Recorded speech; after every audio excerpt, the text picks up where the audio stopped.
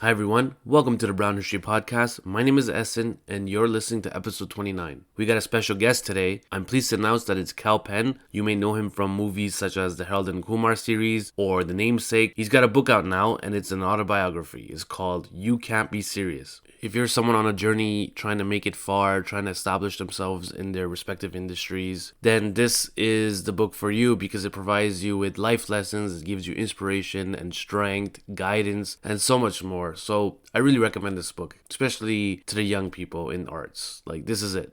So yeah, before we start the episode, I'd just like to take a second and say that the Brown History Instagram page and the Brown History podcast takes a lot of work and a lot of time. And if you want to help out, if you want to support, please do consider being a patron. All you have to do is visit brownhistorypodcast.com. Cool. So I think that's everything. So without further ado, let's begin. Yeah, it's still early. Are you in Canada? Yeah, I'm in Toronto. Yeah. Where are you? I'm in LA right now. I'm kind of on the road. I know I've been following your IG stories and you're a busy guy. You went to Greenland and now you're talking to me in a podcast. You see the shift in your day to day? I guess, but it's all in service of the same goal, which is nice, and it's also really surreal to be back on the road after a year and a half of being in the apartment.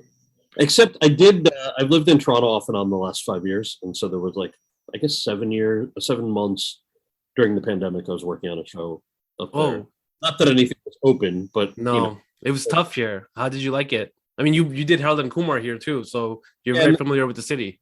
Yeah, I was there for 3 years for Designated Survivor also, which was cool. I love Toronto. It's such a nice place. I think I'm back in February for the month. I hope stuff stays open. But I hope so too. So we can get started if you want. We kind of already started. I read your book. I loved it. Thank you. I'm sure different readers have different connection to it. As a South Asian, I'm sure I'm more connected to it than a lot of other people. And when I was reading it, honestly, I expected it to be kind of a funny, lighthearted book, but for me, at least, it was the first thing I did was I told my 17-year-old cousin in New York to go, listen, forget Dale Carnegie, forget your self-help books. This is a book you need to make it in this society because you're a brown kid in a predominantly white community. And I wanted to know if that was your intention when you were writing that book, or what was your intention? Thank you. That means a lot to me to hear you say that, because one of the reasons that I wrote the book was basically just wanting, I wanted to write it for the 20-year-old version of myself. So, the young, I wouldn't even call a kid, yeah, but kind of the young man who, in my case, moved to LA and was trying to break into the entertainment industry. But that's the story of how you, whether it's personal sacrifice, whether it's working your ass off, whatever you do to get your foot in the door in whatever the industry is kind of universal. And I thought, if there's a story to tell, then, and if it can appeal to the 20-year-old version of me, that would be incredible. But then there's also, and I think this probably speaks to hopefully your 17-year-old cousin, nowadays more so than 10 or 15 years ago, this idea that you have to choose just one thing in your life is almost totally out the window, right? People have multiple interests. The world is not made up of binary or mutually exclusive choices necessarily. Doesn't mean that you don't have to make sacrifices. It just means that people tend to approach life in a little more dynamic way. And I thought maybe there is a story for me to tell. The idea of a book went back I want to say 10 years ago. That when I left my job at the White House, my manager, I've only had one acting manager in Los Angeles my entire career. He's a very quirky, amazing guy. I described him this way in the book, and it's true. He's like every character from the show Entourage in one person. Yeah. So ridiculous person, but also heart of gold. And he called me and said, you should write a book when I left the White House. And I was like, no, man, why would I write a book? And he goes, well, you realize nobody has gone from working in Hollywood to working in politics. Yeah. And I was like, literally the governor of California is Arnold Schwarzenegger. Like, come on, man. It's not, it might be less common, but it's not unheard of. And then I basically said, look, the reason that I worked in the White House is not to write a book about it. I did it because I felt passionately about serving my country, and it's a a rare moment in history. And if I could be helpful, I want it to be helpful. And I just don't think it's right to write a book about it. And I kind of let it sit for a while. And then I also just didn't feel like there was a real story to tell. And then it was a good 5 years later, maybe, where I thought to myself everything that I just said about the 20-year-old me and people who don't view the world through a binary lens. And I thought, okay, maybe I do have a story to tell that hopefully resonates with people. And you never know when you're writing something, whether people will or won't respond to it. But I was excited to write it, and then, came together slowly because I'm a very slow writer.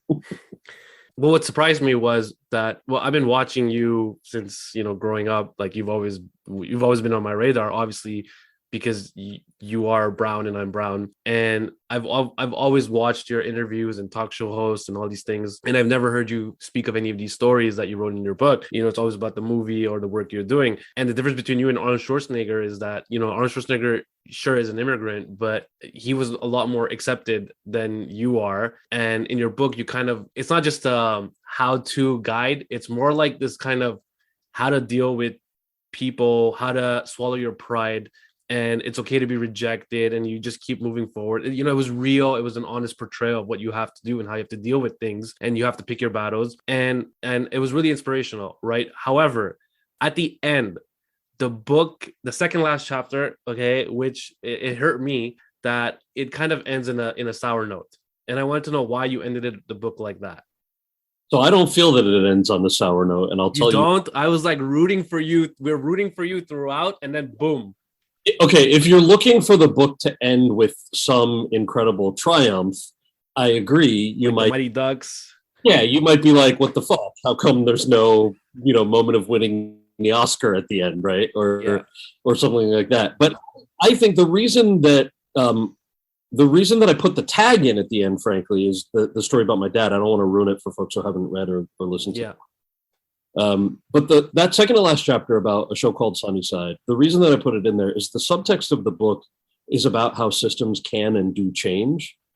And we tend to think of things through the lens of like this end goal, right? Like if the end goal is success, and success is usually defined by either money or status or some tangible thing, that we do that as being the epitome of success. And I don't tend to view it that way. And especially since the book was about how systems change over time, like undoubtedly so many stories about being Desi and dealing with racism in Hollywood at a time that was now 20 years ago, like that shit thankfully doesn't happen in that way anymore. Does it still happen to people? And is race still a factor? Obviously, undoubtedly. But the entertainment industry's changed in wonderful, amazing ways. And I wanted to acknowledge that. But to me, that story about Sunnyside was both the frustration of learning how the industry has changed or hasn't changed. It's also about how platforms like streaming and technology have affected Hollywood and why there's such a disparity between network TV and things like Hulu and Amazon and Netflix.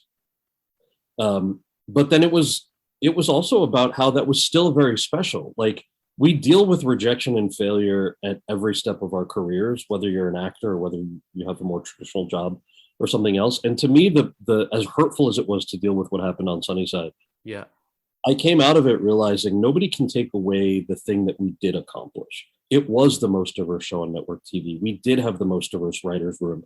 We had an entire writers' room full of people who were either immigrants or the immediate family members of immigrants on an amazing network show. You can't take that away. Even though the show was not successful, even though it got canceled prematurely, even though it had a network that didn't know what to do with it and didn't choose to support the show. Yes, that's the business side of it. And yes, that's a business failure that you deal with and you come out stronger from. But the special aspect of what that show meant and the fact that it was possible meant that I wanted to tell that story and I wanted to tell it in an authentic way. And I know it stings. And I think part of the reason that I wanted to make sure that that was all authentic is to be truthful. Like this is not, I'm 44. I hope to write more books. I hope to share more stories. I hope so. The idea of writing a memoir as a 44-year-old is a little ridiculous. If it's like, and that was my life, there we go, that's the end of it.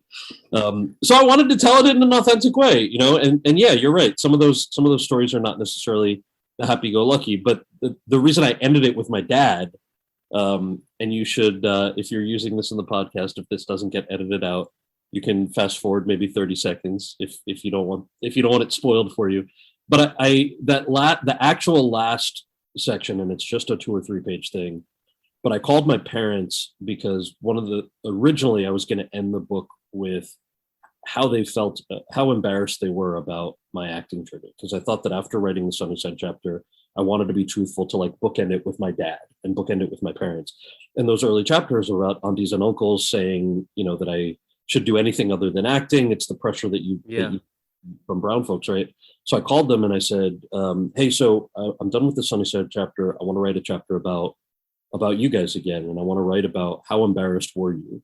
When the aunties and uncles would all sit around the table or in the living room and ask everybody what they wanted to do in college or what you're doing after high school. And everyone was going to some engineering program, science, like 7-year pre-med medical program, all that nonsense. No disrespect to people who pursued it. But for a young artist, I was like, I want to go to theater and film school, right? And everybody laughs at you.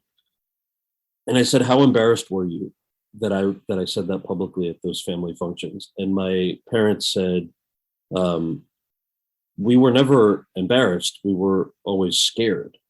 Like it was the idea of fear that we didn't know that this was a career somebody could have in a place like America. We didn't know that you could put a roof over your head from it. And we didn't know that it could actually be a career that makes somebody happy. And so the whole time we were just scared. We weren't embarrassed. And to be sure, like, of course, when aunties and uncles throw shade, there is embarrassment. There is But to know that my parents' biggest thing was fear, made that chapter very short. I was ready to write 20 pages to wrap up the book. It only ended up being 3 because it literally was it was unexpected to me. And maybe it seems silly that, of course, fear is a big driver for immigrants. That's universal. Just when you apply it to your own story, I was not expecting my parents to say that. And I wasn't expecting them to be so transparent and for it to be relatively simple. Like, it's fear.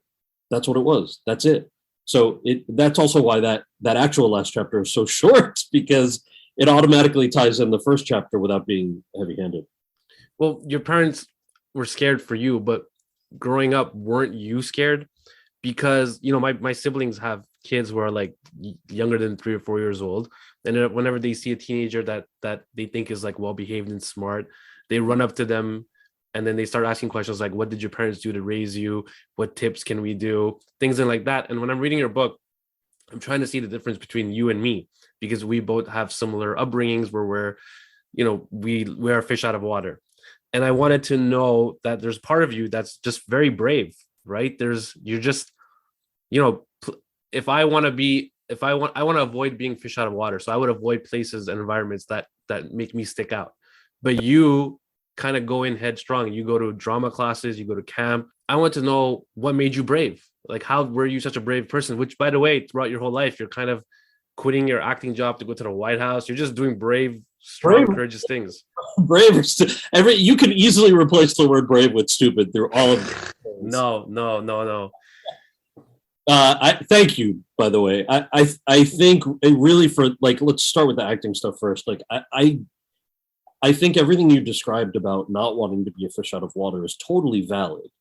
And I think that this is the difference between somebody who is an artist and somebody who has the arts as a hobby, which is that you kind of have to be completely insane if you're pursuing a career in the arts. And I think if you ask most people who are musicians or dancers or visual artists, or certainly actors or writers, there was never necessarily a choice of doing it. It was a thing that you felt like you had to do, right? Artists feel like they have to do this. They have to do their art. They have to express it in some way. And it looks different for different people. And to be fair, obviously there are plenty of people who have multi-hyphenate careers who are doctors and also artists every summer or things like that. But in my case, it was really less of a calculus. It was more of this is who I am, and I really want to do this, and I have to do this. Wow. So less of a should I, and more of a I'm going to do this. So I don't know if that answers the question or makes it more excruciating to have to. I'm saying no. I understand what you're saying, but I understand that you had this kind of determination, but you must have been in an environment where your parents must have, I guess, given you some empowerment, or you were maybe just a very brave guy to begin with. Like, you were just born like that. Because it's scary to go out there and be judged by people on your skin color, on your name and your religion. and it could really hurt a child at a young age. Yeah, I mean it's scary, but if you want it, you gotta Yeah. get out there and get it. Otherwise, this is a question. It's funny, like this. It's a conversation that comes up a lot when I do a lot of college speaking gigs, and sometimes there are like the 20-year-old Daisy version of me, right, who raise her hand and say, "Hey, I really want to be a dance major, or I really want to be a creative writing major, but my parents won't let me do it. Do you have any advice?" And I'll always say, "Well, what's your major?" And usually it's engineering or pre-med. And my answer is always the same, which is I don't think you actually want to be a dancer or a creative writing major. And I'm not the one who should decide that for you. But the reason I feel like you probably don't really want it is you're majoring in something very specific that requires an incredible amount of willpower and energy and drive and focus and determination. Like, you can't just go to med school and be a doctor because your parents pressured you to. You also have to really put in the work, right? Like, Right. not like magic. Um, so it's I would apply it to the same thing of people who truly want to be artists and want to put themselves out there for it, because the hardest conversation to have is never the conversation with your parents, as evidenced by a lot of the stories in the book, right? Going on those, being told, "Where's your turban? Can you go home and put a bed sheet on your head?" when I tell them that I'm not sick. Like, all of that kind of shit that rejection is way harder. Those conversations are way more tricky than having to sit through aunties and uncles berating you for not going to med school. So I just think that dynamic is one that I always want to respect, which is people love the idea of doing something different. And a lot of times doing something different means do it over the summer, do it as a hobby, do it as that extra thing that you do. It doesn't have to be your whole career, because those careers that people are crushing, medicine, engineering, law, like those also require a whole lot of energy. I don't think we acknowledge enough. So I don't know if that answered your question, but I just feel like it's less of like a how did you make the choice to do it versus you just, if it's your passion, you just do it. A lot of people submit their story. A lot of people submit stories of their grandparents, of their stories, and I always believe that when you have a good sense of your history, your personal and collective history, you can go really far in life, and it can bring you strength and pride and a lot of things to carry on. And I read in your book, and I was surprised to see how at such a young age you were very curious about your grandparents and their history and their story. And I was also very much surprised to see how you carried that throughout your White House career. And I wanted to know, especially for the people listening, I guess, first of all, would you like to tell us, for people who didn't read the book, would you like to tell us who your grandfathers were and how they were part of the struggle for freedom against the British? And I wanted to know, like, how much of that kind of influenced you as a child, and then how did you carry that as an adult? That's a very big question, but I'm happy. It's a big part of who I am, and so I couldn't truthfully write the book without talking about it so much. What is interesting to me always is there are so many people whose grandparents have these, by our definition, just wild stories, right? The town I went to middle school in was predominantly Jewish town, and so many people's grandparents had stories about surviving the Holocaust. And so it was like, if you looked at the history textbook version of that, it would, maybe, I don't want to say minimize it, but it would only give you a small sliver of what that was like. And then you meet people's grandparents, and it's so many people. It's not just a one person's grandparent did something. And it's that idea of course, a certain amount of just being able to talk about something for that next generation that must be incredibly difficult. And it was around that time that I really got a sense of what my grandparents had raised us with. So from the time we were little kids, we kind of knew, like, okay, especially my mom's parents were active in the Indian independence movement. Didn't really know what that meant. It was like, okay, you're eating your Sabzi or your shock, and like your grandma is telling you stories about like marching when she was a young girl against the British. I'm like, here we go again. Here's another story about marching with Gandhiji, right? You don't really know what it even means until middle school, when there were chapters about Gandhi that showed up in our American history book, because the nonviolent civil disobedience connection between Gandhi and King. And that was when I kind of was like, oh, wait a second, and asked my grandparents again to tell me stories. And the impression when you read a history book is like, oh, if somebody marched with Gandhi, they must have been good friends. They must have known each other. They must have gone over to each other's houses. And the reality with movements that make it so beautiful and so pivotal is when you read about it in a history book, you almost feel like, oh, this is inaccessible. And then you actually talk to people who have lived it, and it is millions of people. I mean, these movements only work when we all show up, right? And so I don't know if my grandparents even met Gandhiji. I just know that as young people, they thought that it was important to show up. And my grandfather would go to marches and get beaten and jailed by British soldiers. My grandmother, I was just home 2 days ago, and my mom showed me a letter that my grandmother wrote that she found. And thankfully, this one was in English. I think it was a translation from a Gujarati letter. But there's a short sentence. Actually, hang on. I think I might have taken a picture of it. I asked my mom to scan it for me and send it, and she has not yet. But give me a second, because this one sentence in particular, if I can find it, is here it is. Okay. I'm gonna get a little emotional. I'm glad you're not using this video. I gave up taking tea in 1929 because Gandhi explained that our workers in the tea gardens were exploited. And it was like, this whole letter is not about fighting for freedom. But a couple of sentences there, I'm reading it and I'm like, my grandmother, I don't know how old she was to stop drinking tea in 1929, but little things like that, amazing.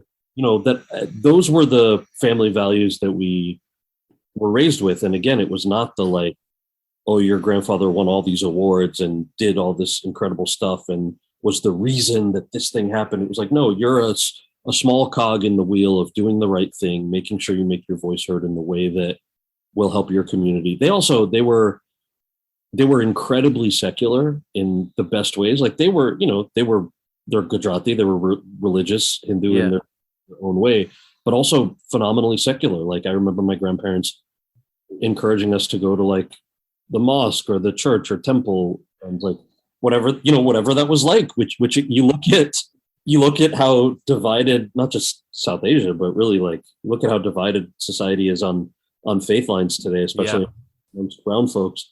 And I just think about how my grandparents were not like that.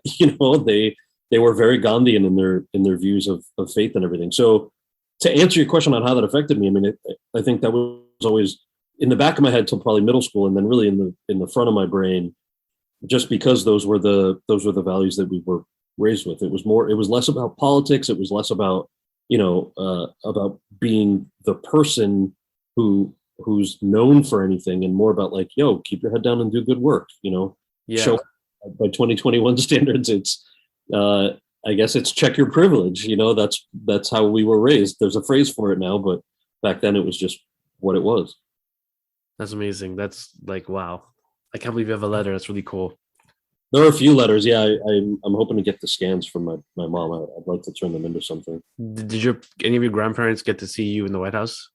No, they all passed away before that, which is one of the reasons I wanted to bring that. There's a section in the book where I talk about bringing. There was a photo of Gandhi that my mom's parents had in their house growing up in India that I remember seeing when we would go visit them over the summers.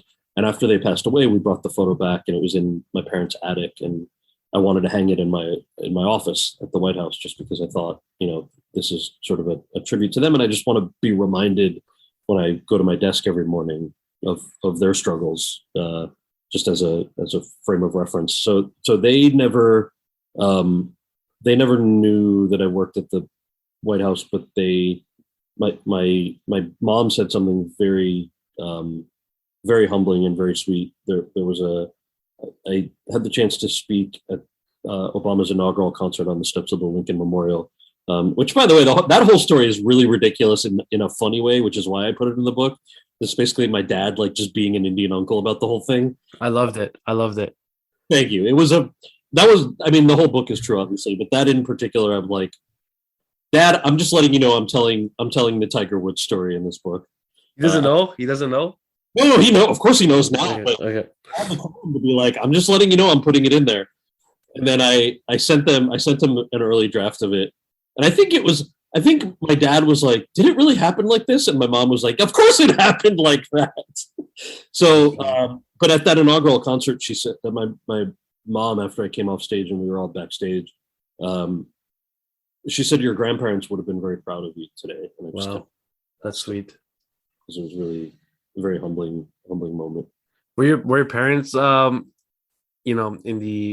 the activism category? I mean, I knew you grew up in Jersey, and I think for the South Asian community in America, the dot busters was a really big thing, and I think that was when people started first begin to mobilize against some kind of injustice, and you talk about it a bit in the book, but I want to know what your experiences like growing up during the era of the dot busters.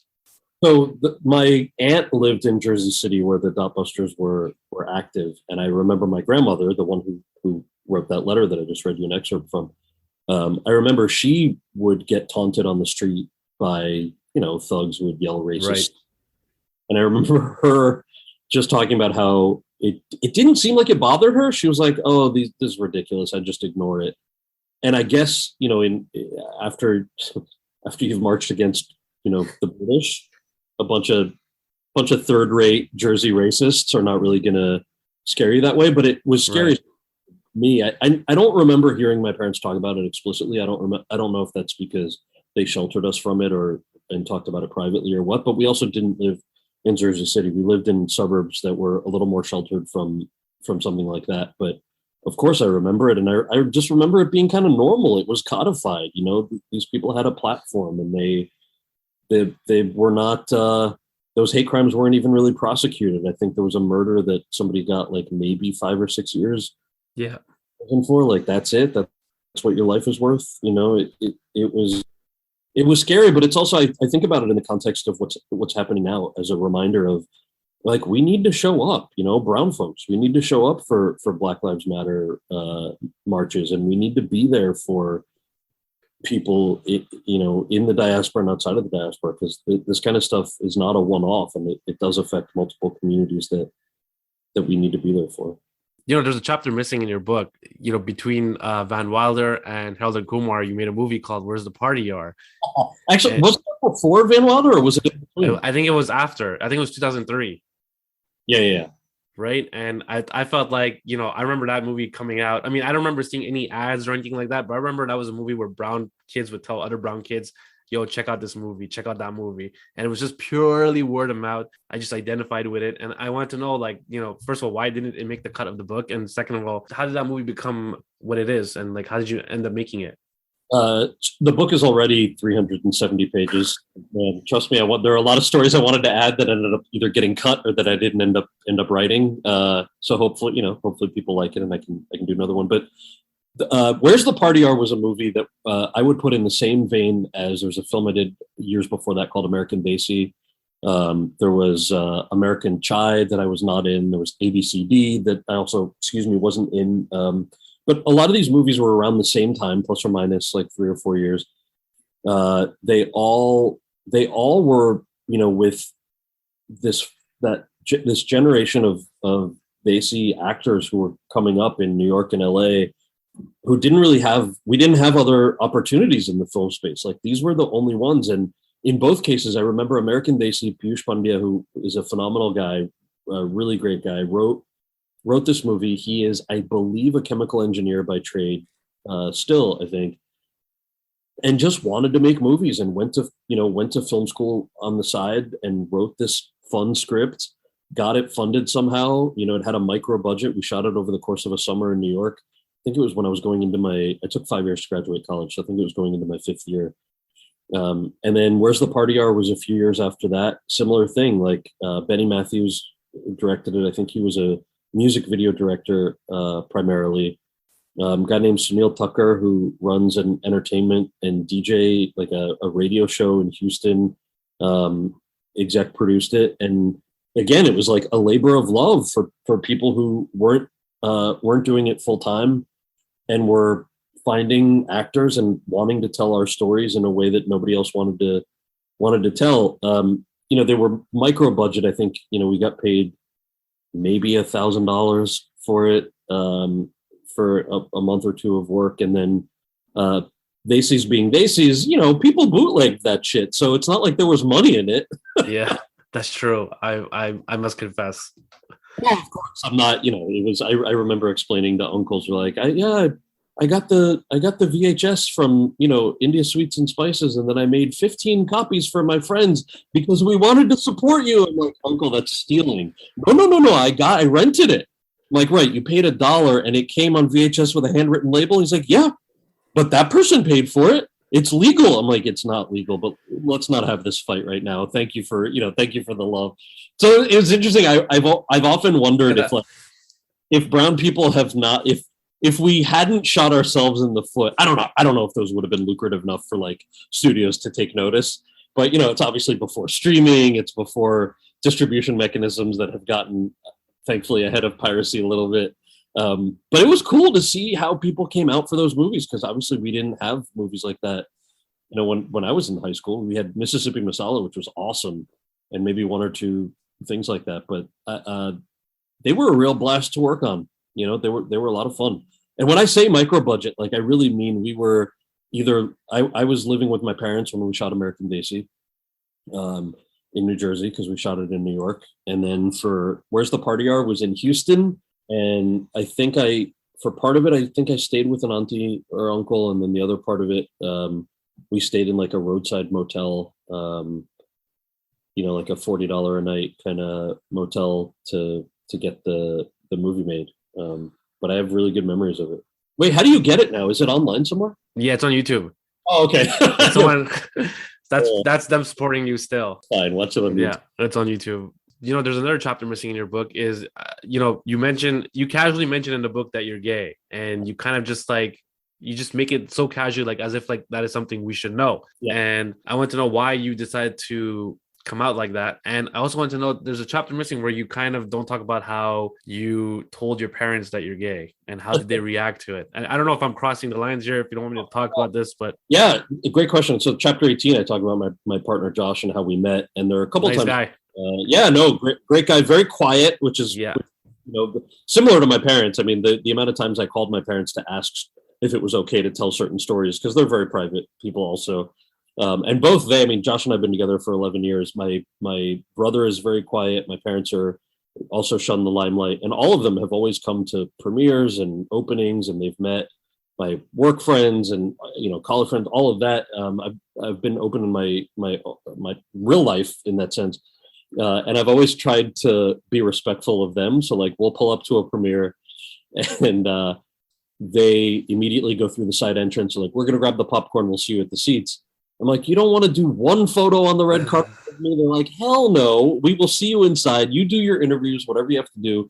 We don't like cameras. We don't like the limelight. So most of, most of my journey in terms of my relationship, I'm so happy to share with people, but it's just not wanting to be disrespectful to my parents, my brother, and this Josh. But the other reason that I didn't really write about the process of coming out to them was probably years ago. I shared that with my. I discovered my sexuality relatively late in life. Not that there's a timeline on it, but I just so many people are like, "Oh, I was 8 years old and I knew." It's like, "Oh man, I'm so jealous." How old were you when you found out? Probably late 20s, mid to late 20s, I would say. Okay. And I shared it with my parents and my brother first, and I think by virtue of them being relatively progressive, but also they've lived outside of New York City most of their lives. Right. That conversation, I think, for me was a lot probably easier than it has been for a lot of people, and I wanted to respect that space. For them, I think a lot of people will have a journey that's very different from mine. In my case, you alluded to this, but it's all true. Like, you tell brown people that you're going to be an actor, the shit that you get for that is going to be way harder than anything else that you will ever have to do in life, right? I think there's true. What's that British? There's a British sketch comedy show. I'm totally blanking on this. It's old. It's probably 90s or 2000s. Not the Kumars at 42. There was another one. South Asian one. Yeah, it's really funny. But they had a sketch that was similar to this, where it was like there was a guy who brought home his boyfriend, and his boyfriend was white, and in the sketch, he like comes out to his parents and introduces his boyfriend, and the parents don't say anything about him being gay, but they're like, "White? You're dating a white? He's white? No. What happened to an Indian guy?" Right? Which is kind of funny because it plays on those layers of like. So my experience was like it was just way more complicated to tell the community that you want to pursue a career in the arts than it was to tell them that you're gay. But again, to me, when you're putting stories like that together, that's probably one of the many stories that if I write a second book, I can share more on. But it was relatively straightforward for me compared to what I think a lot of people experience when they share that with family and friends. My family's been great and supportive, and plenty of cousins. I'm not the oldest, I'm not the youngest, so I'm sort of like right in the middle there. But I am fortunate in that sense that my parents have been cool. And why'd you decide to announce it to now? I mean, I really don't view it as an announcement, you know. So you were pretty open about it, just no one just cared enough to report it? Yeah, if you've never met me, there's not really been a reason for you to know or a way for you to know. I see. But you know, strangers, Josh and I have met at bars. We're like, "Oh, how do you guys know each other?" I was like, "Well, this is my fiance." You know, we've been engaged for 3 years. I think because it's in the book, and this was maybe me being a little naive, but I just didn't think that was the most interesting part of the book. So I didn't think it was going to be like, to me, I thought if journalists are going to write about the book, they're going to write about what it's like being a brown man trying to struggle in Hollywood or working for the first Black president. Those to me are the more interesting things because they're the things based on merit, right? Like those are the things I worked my ass off for. Those are the things that I struggled through, that I'm the triumphs and the things that I think people can learn from. And I just didn't think, because the really the one chapter in the book that was the easiest to write was how Josh and I met and fell in love. That's chapter 18, because I didn't have to do anything. There's no merit there. Like I didn't have to go to school for that. I didn't have to, make sacrifices for that. So no, I totally obviously respect that it's something that people are curious about. And I'm always happy to talk about it. I just very naively thought that would be the least interesting part of the book, but it was a chapter in the book I was excited to share because we've been together for 11 years and it's an important part of my journey also. So wanted to tell it in a truthful way. It's really, really a beautiful, sweet story. You know, there's a chapter in your book where you are doing a part in a Bollywood movie.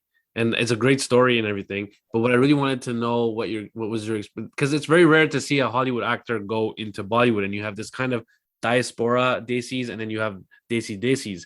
And you are, usually you hear stories about people coming from the homeland to America, but you went back to this other film industry that we all grew up with. I want to know, what was your experience like working in Bollywood and seeing how things were things different? Was it like, was it like a going back to your childhood kind of thing?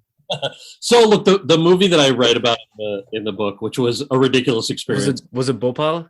I cannot tell you the name of which one it was. There are a few that I've worked on there. Yeah. But most of the ones I've worked on have not been song and dance movies, right? So I hesitate saying, look, I've worked on 3 Bollywood movies, maybe 3 or 4 that have shot in India. So who am I to say that here's the big comparison between Hollywood and Bollywood? But I enjoyed all of them because the approach is a little bit different. The approach to filmmaking, the approach to scheduling or safety on set, or whether things run on time or early, or how you find locations, or how you got to grease the wheels in India just to get those locations. There was a project I worked on that I remember. I'll just say this because enough time has passed. There was an Amazon series I worked on called hang on, the title changed so many different times. This Giant Beast That Is the Global Economy on Prime. Really fun series. Guy named Dave Lavin, fantastic. Great, nice guy. I've met him. Great guy. Yeah, he worked at Vice for years. Like, this was such a dope series. I really loved this, and I'd love to do something like that again. We went to like 18 different countries to research and shoot, and we had 2 or 3 stops or 2 or 3 different cities in India. And we were shooting in this market one day, and these cops come over and they're talking to one of the producers, or one of the line producers, I think one of the local India fixers, basically. And the show was about corruption, right? Or part of the show is about corruption. So later on, I went over to this local producer and I was like, hey, so did those cops come to ask for a bribe? And he goes, no, man, come on. I was like, really? They just wanted to come by, and they came by to check to make sure everything was going smoothly for us because we paid the bribe last week. So they just wanted to make sure everything was okay. I was like, there it is. There it is. That's what I'm talking about. It's just kind of like, and to be fair, the reason I hesitated for a second is Amazon had no idea this was happening. It's against corporate policy for all these Western companies to knowingly pay these bribes to make it happen. But when you use third parties to kind of grease the wheels, no way, they would not have known that this was a reality of making that segment. But it's also not a thing that, like, it's funny to tell a story about how, like, somebody on the team had to pay a bribe and we didn't know and blah, blah, blah. But it's an alternate economy. Like in the US or in Canada, that's just a permit filing fee. Like it's codified, you got to go to the local city office and pay a fee to get the permits to block up. In a place like India, I don't know if there's also a permit fee, but like you got to take care of your local peeps and then they come to check to make sure everything's okay. Like it's just an alternate way of doing business. So I think those were kind of the kind of funny things about making it, but also Bollywood has changed so much. The streaming platforms. I don't know how much of Netflix or Amazon Bollywood stuff you watch, but it is awesome, man. It's pretty good. Like it's getting better and better. Better and better. And there are so many incredible streaming shows, like and by like amazing, like Amir Khan, Zoya Akhtar, like people who I really admire and respect are Vineet Monga, like they're just crushing it at all of this stuff. And I've been trying to learn. Or I've been trying to perfect. I speak Gujarati fluently. My Hindi is hit or miss depending on how much advance time I have for the script. But I would love to continue working because what I love about acting is different forms of storytelling, and there are so many incredible, talented directors and writers coming out of India right now. But there's a lot of movies now that it's in English. You don't have to speak Hindi or Gujarati. Yeah. One of the movies that I like to come back to is The Namesake, and I don't know if I want to ask questions because I think everyone probably asks you that questions about it all the time. But I think as a kid, I didn't appreciate the movie as much. But as I'm getting older, I'm 34 now, and I'm reading, as I watch the movie, it really touches you in different levels now. And I wanted to know, at the time, did you, like, I'm sure you knew that it was a great book and everything, but what I wanted to know was, do you think it would have such a big cultural significance to brown people at that time and grow to be bigger and bigger? What's amazing to me, so the book, I was a fan of Jumpa's writing for a few years to having the chance to do the movie because John Cho, who plays Harold in the Harold and Kumar movies, he and I are both avid readers. And he asked me what I thought of Interpreter of Maladies. And I was like, oh, I've never read it. And he freaked out. He's like, you've never read Interpreter of Maladies? And he bought me a copy. He's like, read this right now. And I, of course, loved it. And then we both read The Namesake together. And what was awesome about the outcome of The Namesake was seeing how many brown folks identified with the story, but how many non-brown folks identified with that story. Because it's a story about family. It's a story that a lot of people, no matter where you're from, you settle in the UK, Canada, India, Australia, the US, you can relate to different aspects of it. And one thing that I really love about what we do as actors and filmmakers is the universality of certain stories. So even though it's a specific slice of life, if people can relate to it on a human level, even if their background isn't the background of the characters, to me, that's a real magic to what we have the opportunity to do. And of course, it's Mira and Jhumpa and Suni who wrote the script adaptation. Like that's why it works. It's these three women and Lydia who produced it, like who really are so good at that. And I'd say that's my favorite thing I've ever had the chance to work in the film world. Like I hope one day something comes close to that experience because I have such a love for the time we all spent together. You mentioned that you create playlists for each of your characters when you prepare for them. What was your playlist for playing the character in The Namesake? Gogol? Oh, that's such a great question. I would have to go back and look. The only playlist I remember, the only thing I remember is for the first Harold and Kumar, there was a lot of Snoop Dogg and Dr. Dre on that playlist because it was the era of the characters. I'd have to go back and look for Gogol. I think in the novel, Was he a big Beatles fan? I can't I don't remember. remember. There were, I think there were a couple of music references in the novel that I picked up on, and then I texted or emailed Jumpa a few times to ask for more ideas. What is Jumba and Mira and Irfan Khan? How are they like? Incredible. Like, so for folks who have not read the book and maybe don't know, Mira Nair's first film, or her second film, I'm sorry, uh, Mississippi Masala came out when I was in high school. And it was one of the big catalysts for me in wanting to be an actor. It was seeing people who looked like us on screen. And up until that point, it was either cartoon characters, usually voiced by white folks like Apu Simpsons or whatever. On shows, obviously it's a funny show, but when you only see people who are supposed to be brown depicted that way, and then you see something like Mississippi Masala with fully fleshed out, flawed brown characters, it really opens your eyes and makes you feel seen and heard and makes you feel like you have maybe boundless possibility yourself. So Mira had been somewhat of a role model to me for years before I had the chance to even meet her and work with her. And as a director and as just a human, what an incredible, warm, giving person. Her attention to detail is immaculate. She gives her actors the gift of time, which is a rarity in the film and TV world because every second that you're on set costs quite a lot of money. You've got hundreds of people that you're paying. You have, time is money for as long as you have. So to give your actors time to settle into a scene or to take a few beats before you actually start shooting something is a rarity that she just does so beautifully and so specifically. I've gotten to know Jump obviously in the years since The Namesake. I think the world of her, Irfan was so incredible. Obviously, a commensurate actor. He did something that I really love, which is to be able to tell a story through silence. There's a scene in particular when Gogol and his dad, so Irfan and I are in the car, where I find out about the origin of my name. So Gogol finds out why he was named Gogol.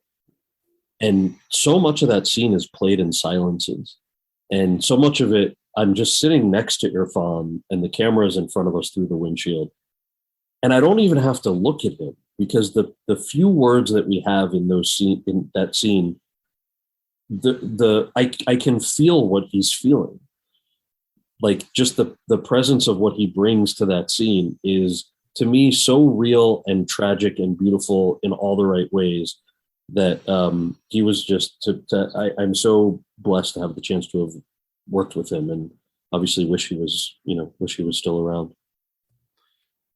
Your job in public service, you did some really cool things. It was a really inspiring to see what you would go through, your day-to-day tasks and what it is to be working for government. And I wanted to know if you would ever go back. Oh, I would love to in the right circumstance. Like my first love is acting, right? So right. I feel so lucky that I had the chance to take that sabbatical for 2.5 years and then come back to acting. But yeah, I still help out friends, especially who are on the local or state level.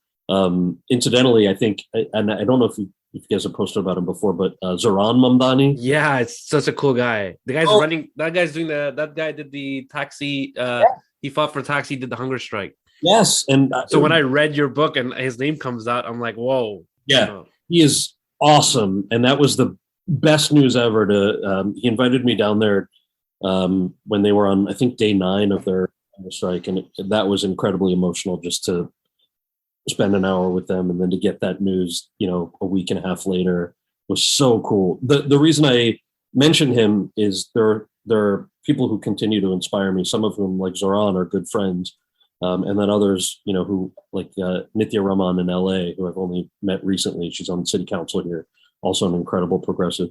There are people who really excite me, who I'd love to continue to help out. In terms of being in, working in government again, I think it would just depend. I've made no secret of the fact that I would love to leverage my private sector arts experience into something in cultural diplomacy, whether it's, being an ambassador one day and being able to merge my two interests or doing something in that space. I'd love to do it in the future, but right now I'm really excited to be acting again. I think that's all the questions I wanted to ask. I was really nervous coming here, but you made it so easy. Why? Oh my God. I was nervous, dude. What are you talking about? You're like a pro. No, hold on. First of all, Do you know who you are? Do you know who you are? Hold on. No. The stuff that you do is it. I know that I'm not just speaking for myself. Where like to feel that connected to our history and what's happening now by the work that you put together and the things that you share with people, and the fact that it is fucking researched and it's out there, and we don't get that, and I was sad, for example, in terms of like the mainstream community papers. I remember India Abroad went out of business maybe a year or two ago. They stopped their circulation. I think they're still an online entity, but like that was a real loss, I think, and it started in the uncle auntie generation of like the first big wave of post 65 immigrants that came. That there was a resource, there was a paper, there was something that the community could learn about each other, and then for the collective us of a certain generation that want to know the history and want to know the struggles and want to be supportive of diaspora in a place where otherwise it's so fabricated based on language or region or ethnicity or even caste, unfortunately, like to be able to move beyond all of that with this is a real love letter to the work that you do, man. Thank you for man, you're making me emotional, man. That means a lot to me. Like what it just means a lot. Thank you so much. Like is there anything you would like to add in? You want to, the mic's yours, the floor's yours. Anything you want to plug in? Any future projects? I want to say thank you to people who have been so supportive over the years. It's what's most exciting to me, which is why I decided to write a book that touched on all that. Oh, so by the way, yes. So please buy the book, download the audio book. I should say that I am here to promote a book. So I will say it was a real labor of love, and I did write this book hoping to share the story in a way that resonates with people. And I hope that you buy it and listen to the audiobook or however you consume stuff these days. But the thing that's most exciting to me is 20 years ago when I started out as an actor and went on all these auditions, there was a whole generation of people who came before me who we will never know as household names because there weren't opportunities for them. And we know people who are just a few years older than me, like Ajay Naidu or Sarita Chaudhary, who I grew up watching, when I was in high school. But there are people who are older than them, who are maybe 10, 20 years, 30 years older than me, who are fantastic theater actors, who run their own theater companies, who've been living in LA and New York forever. We won't know their names because they never had those opportunities. And now those opportunities exist because that younger generation of people who are writers and content creators and directors are coming through the ranks and are crushing it. And none of that would have been possible without the community support either. So since you're giving me the platform, I just want to say thank you to everybody who supported us in a real way. Like it really has made such a huge difference. Awesome. And I'm pretty sure we would like to thank you because you've done so much for us. Thank you. I appreciate it. Yeah. Thank you so much.